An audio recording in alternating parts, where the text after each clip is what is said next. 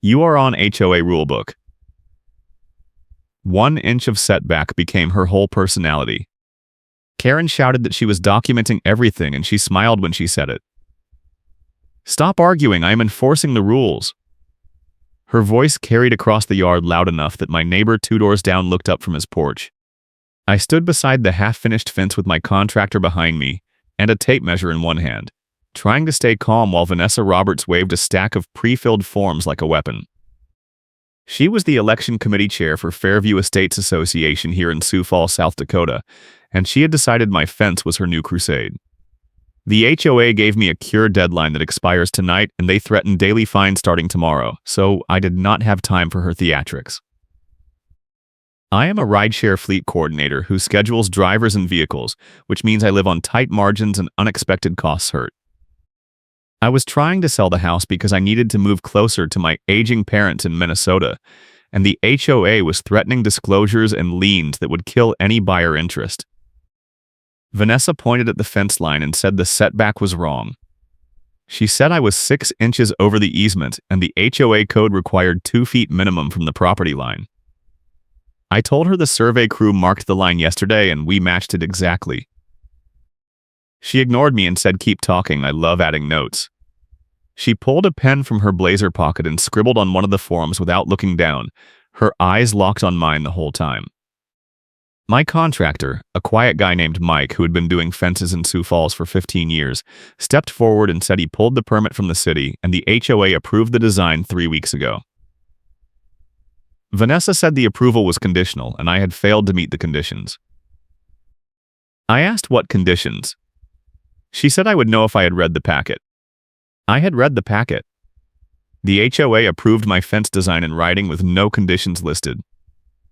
I kept that email on my phone and I had printed a copy that morning, but I did not pull it out yet. I let her talk because every word was helping me. She said the violation was debris and she pointed at a small pile of dirt from the holes beside the fence line. I looked at the dirt.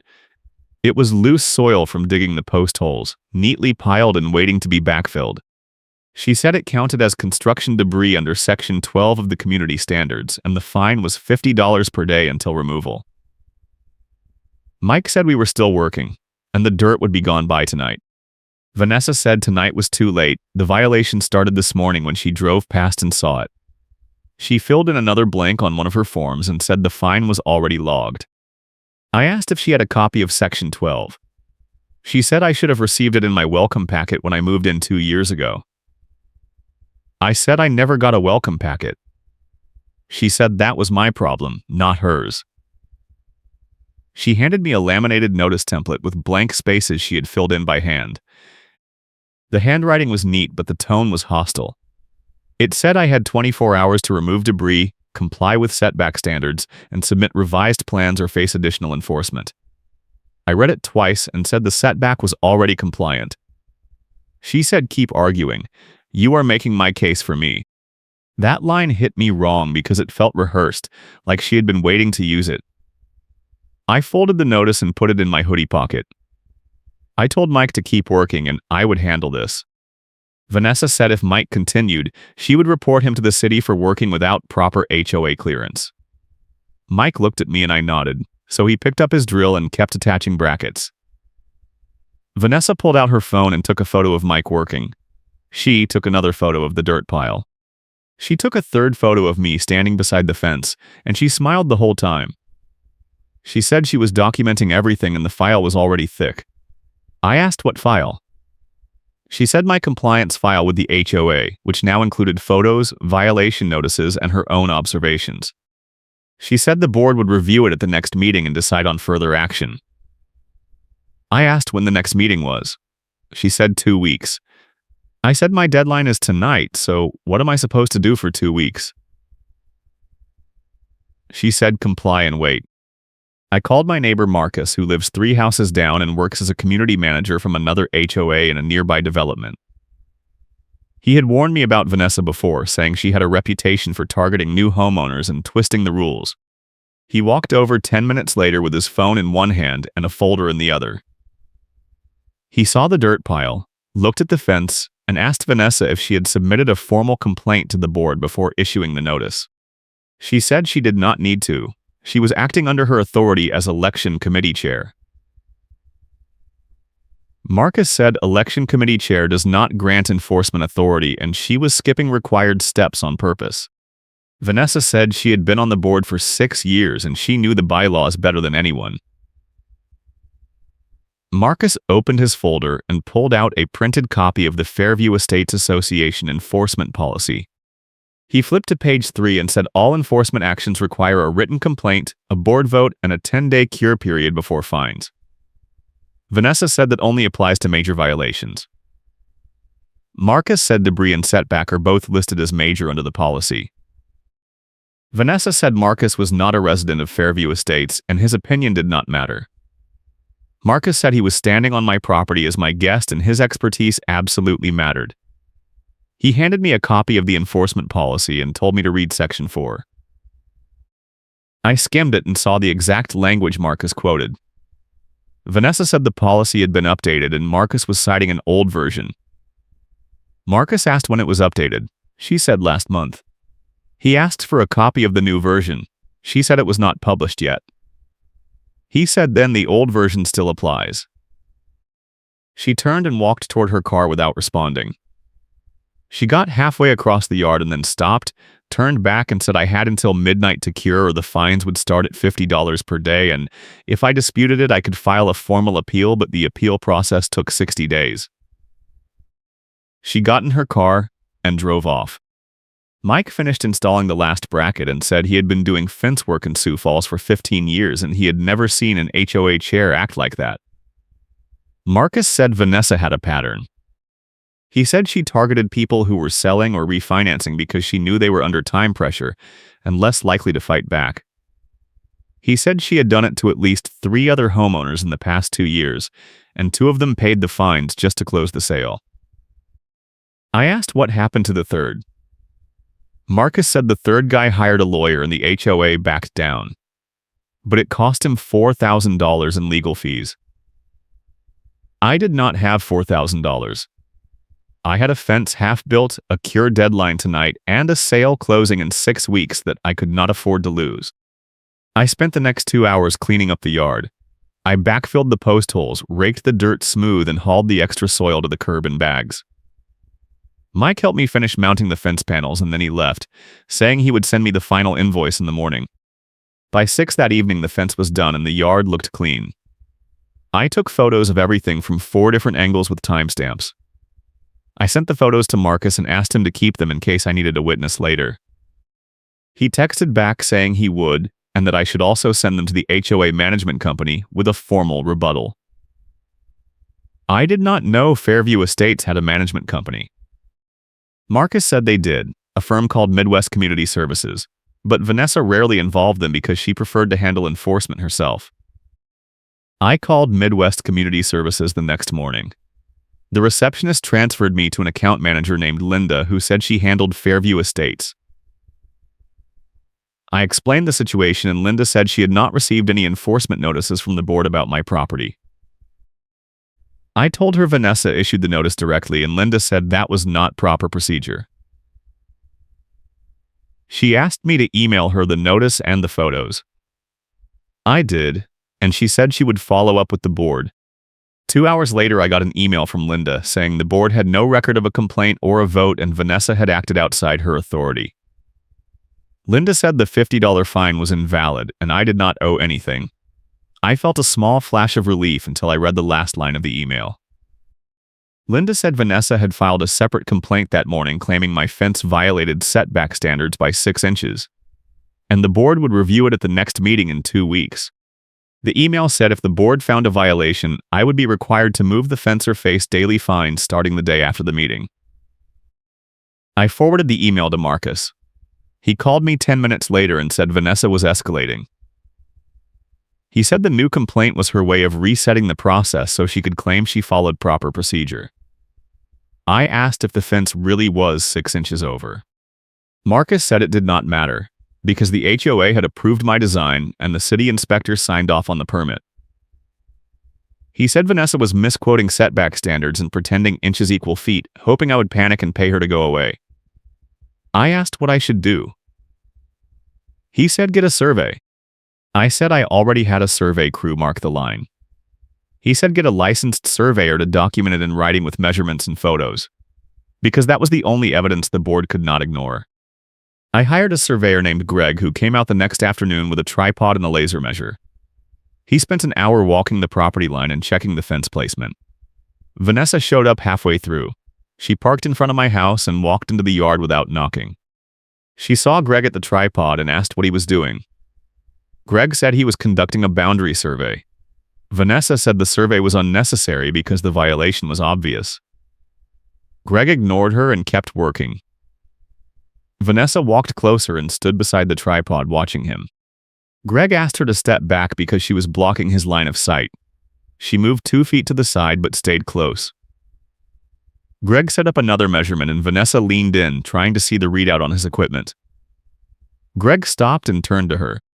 He said if she touched the tripod or interfered with his work, he would note it in his report and she could explain it to the county. Vanessa stepped back, but did not leave. Greg finished his measurements and packed up his gear. He told me the fence was 2 inches inside the setback line, not 6 inches over, and the HOA approval was valid. He said he would email me the full report by tomorrow morning. Vanessa said his measurements were wrong and she had her own tape measure. She pulled a tape measure from her blazer pocket and walked to the fence. She hooked the end on a post and stretched the tape toward the property line. The tape wobbled in the breeze and she did not bother to level it. She said the distance was 18 inches, not 24. Greg said a tape measure held by hand in the wind was not a legal measurement, and if she wanted to dispute his findings, she could hire her own licensed surveyor. Vanessa said that was a waste of money and the board would trust her judgment. Greg said the board could trust whatever they wanted, but his report was certified and hers was not. He handed me a business card and left. Vanessa stayed in my yard for another 10 minutes, taking more photos of the fence and writing notes on another one of her pre-filled forms. I asked her to leave. She said she was on HOA business and she had a right to inspect common areas. I said my yard was not a common area. She said the setback zone was an easement, and easements were common property. I said the easement was for utilities, not for her to wander around taking photos. She said, keep talking, I love adding notes. She finished writing and handed me another notice. This one said I had failed to cooperate with an HOA inspection and the fine was $75. I did not take the notice. She set it on the fence post and walked back to her car. If you are enjoying this HOA nightmare, hit like and subscribe for more stories where Karens get what they deserve. I called Linda at Midwest Community Services and told her about the new notice. She said Vanessa did not have authority to issue fines for non-cooperation and the notice was void. She also said the board meeting was scheduled for next Thursday and I should plan to attend. I asked if I could bring the surveyor report. Linda said yes, and she recommended I bring any other documentation I had. I asked if Vanessa would be there. Linda said Vanessa was on the board, so yes. I asked if I could bring Marcus as a witness. Linda said guests were allowed, but only residents could speak unless the board granted permission. I thanked her and hung up. The next morning, I got Greg's survey report. It was 8 pages long with photos, measurements, and a certified legal description of the property line. The fence was exactly 2 inches inside the setback, and the report included a note that the HOA approval on file with the city matched the as-built dimensions. I printed 3 copies and put them in a folder. I also printed the original HOA approval email, the enforcement policy Marcus gave me, and all the photos I had taken. I put everything in the folder and labeled it with the date. Marcus called that afternoon and said he heard Vanessa was telling neighbors I had built an illegal fence and refused to fix it. He said she was working the group chat and trying to turn people against me before the meeting. I asked how he knew. He said his girlfriend lives in Fairview Estates and she forwarded him the messages. I joined the neighborhood group chat that night and scrolled back through 2 days of messages. Vanessa had posted at least a dozen times, each post claiming I was violating setbacks, ignoring notices, and threatening property values. She posted photos of my fence from the street and said it was 6 inches over the line. She posted a photo of the dirt pile from the day Mike and I were working and said I was leaving construction debris in the yard for days. Several neighbors replied with supportive comments, saying the HOA needed to crack down on violations. A few others asked if I had been given a chance to respond, and Vanessa replied that I had been uncooperative and hostile. I did not post anything. I screenshot everything and added the screenshots to my folder. 2 days before the meeting, I got a certified letter in the mail. It was from a law office in Sioux Falls representing the Fairview Estates Association. The letter said the HOA was filing a small claims action against me for failure to comply with community standards, and the hearing was scheduled for 3 weeks out. The letter listed damages of $1,200, which included fines, administrative fees, and legal costs. I read the letter twice and felt my chest tighten. I called Marcus and he said this was Vanessa's escalation playbook. He said she filed small claim suits to scare people into settling, knowing most homeowners could not afford a lawyer and would just pay to make it go away. He said the lawsuit was frivolous, but I still had to respond, or I would lose by default. I called a lawyer that afternoon. Her name was Jennifer, and she did HOA disputes. She said a consultation was $200, and if I wanted her to represent me in small claims, it would be another $800. I told her I could not afford that. She said I could represent myself, but I needed to file a response within 20 days. She said the response should include a denial of the claims and a counterclaim for harassment and improper enforcement. She said if I had documentation, I should attach it. I thanked her and hung up. I spent the rest of the afternoon drafting a response using a template I found online. I attached copies of the survey report, the HOA approval, and the enforcement policy. I filed the response online that night and paid the $35 filing fee. The day before the meeting, my certified mail from the county arrived. It was the official copy of the small claims filing. I opened it and saw it was dated 2 days before I received the lawyer's letter, which meant the letter had arrived late and I had almost missed the response deadline. I checked the tracking number online and saw it had been held at the post office for an extra day because of a routing error. Vanessa would call that my fault, but I knew it was not. I added the tracking printout to my folder. The meeting was at 7 on Thursday night in the community clubhouse. I arrived at 6:45 with my folder and Marcus beside me. The clubhouse was a small building near the neighborhood entrance with a single meeting room and a kitchenette. 8 board members sat at a long table in the front, and about 20 residents filled the chairs facing them. Vanessa sat at the center of the board table wearing a gray baseball cap and her black blazer.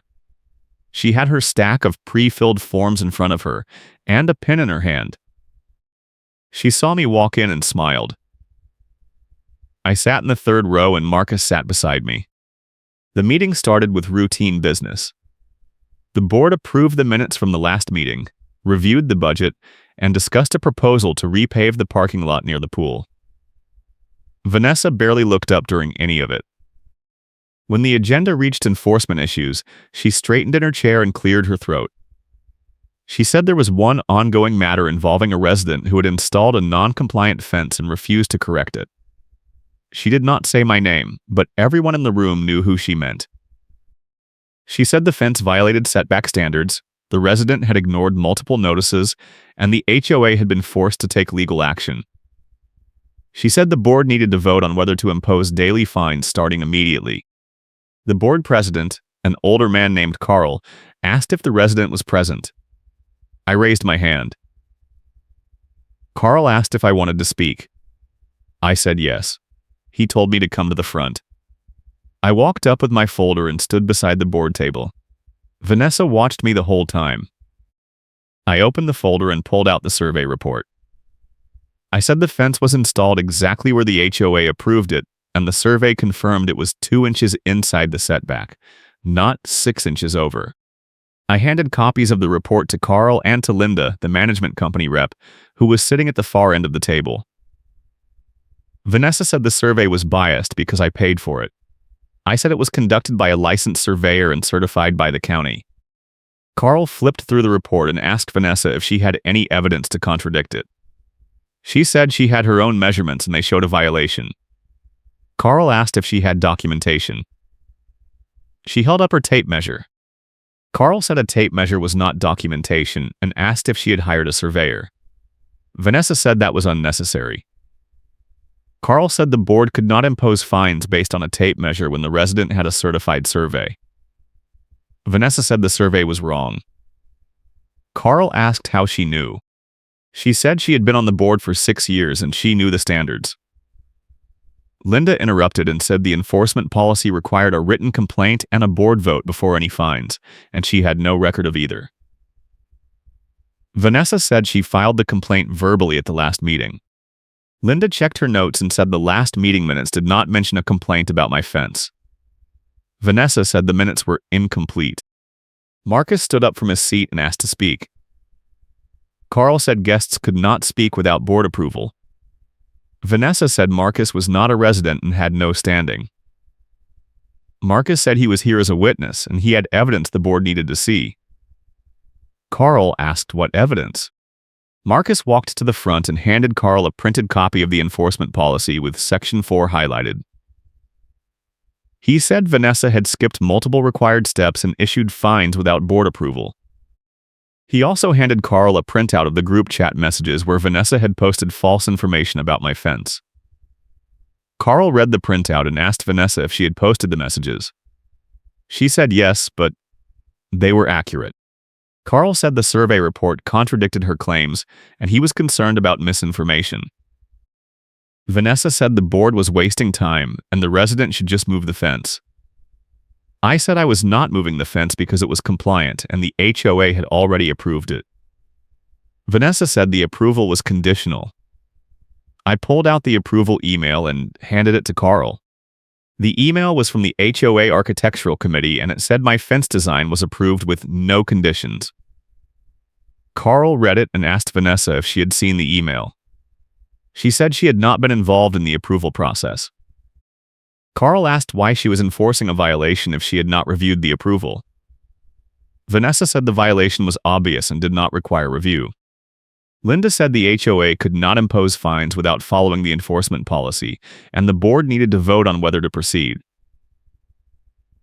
Carl asked for a motion.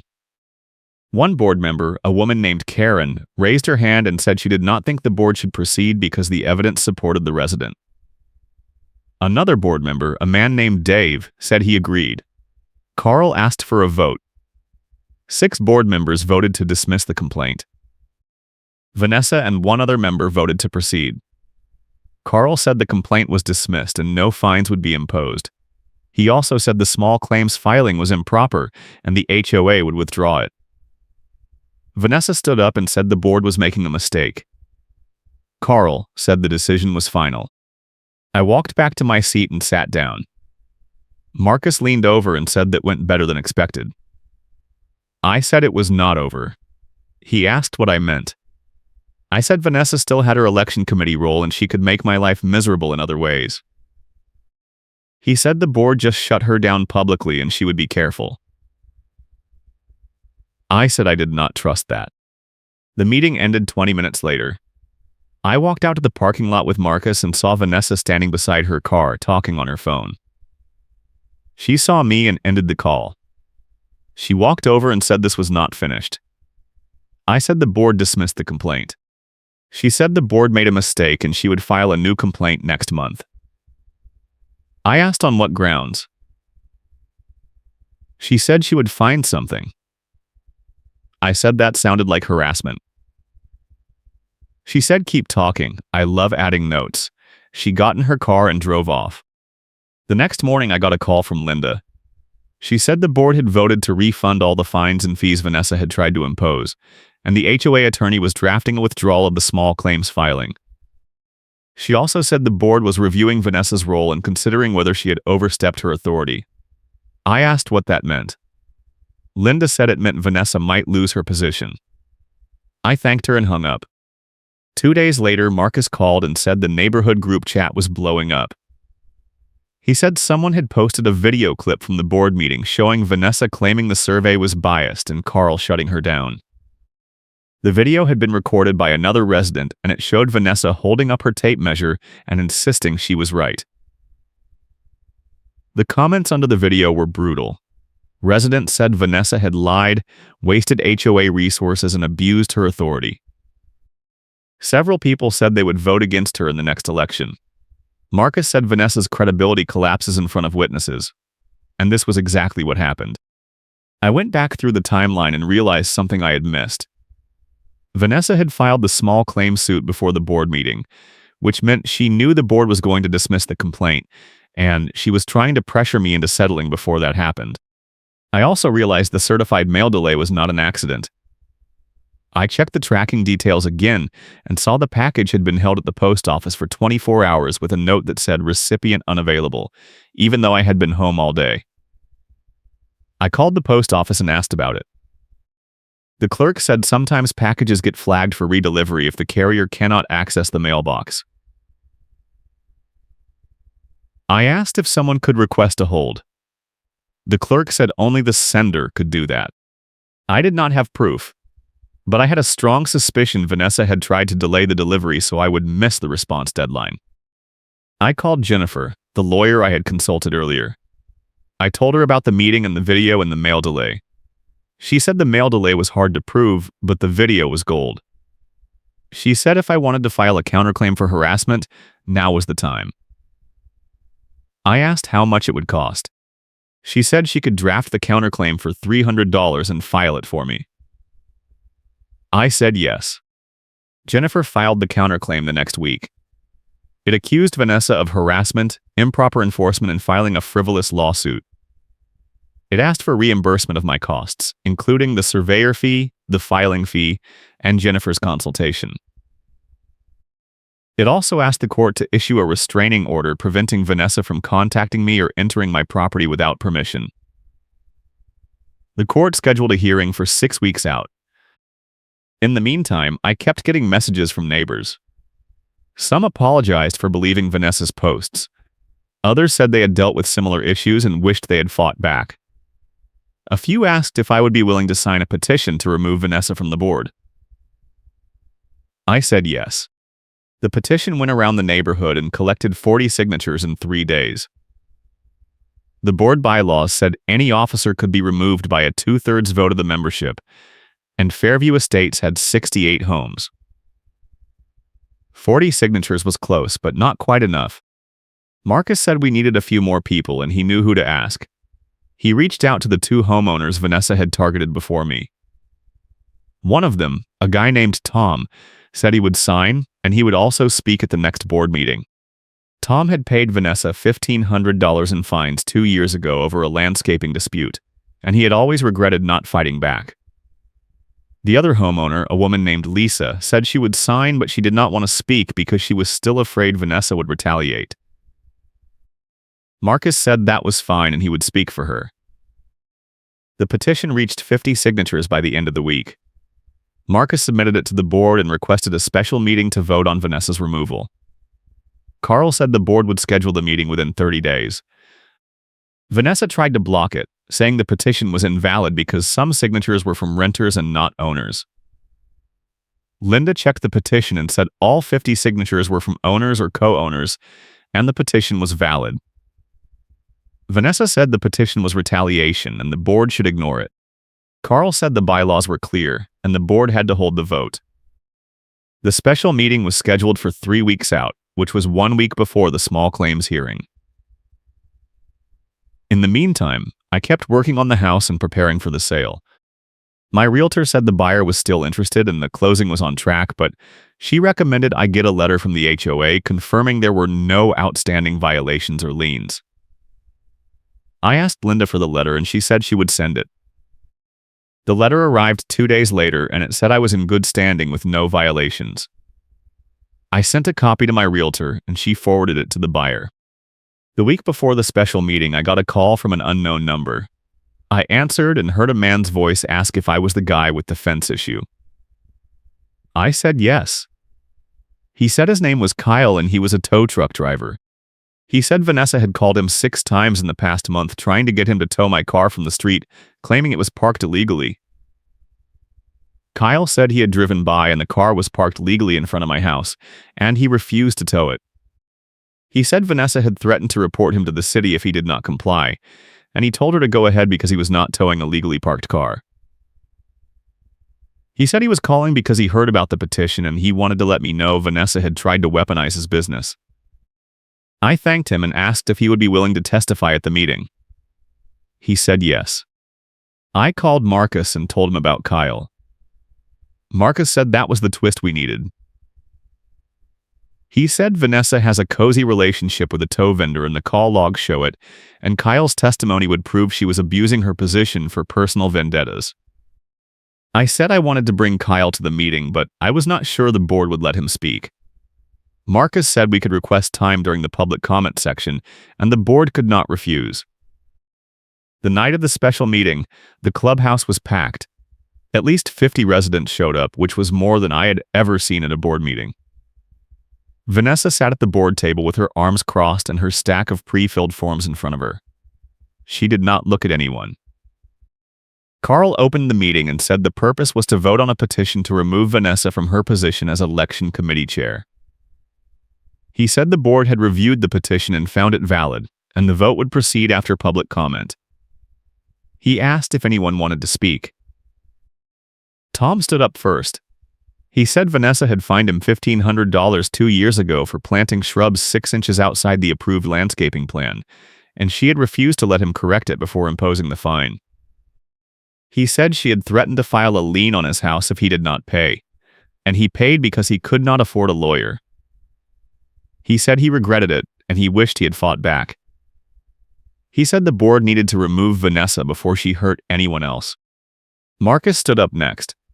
He said he had worked in HOA management for 10 years and he had never seen someone abuse their authority the way Vanessa had.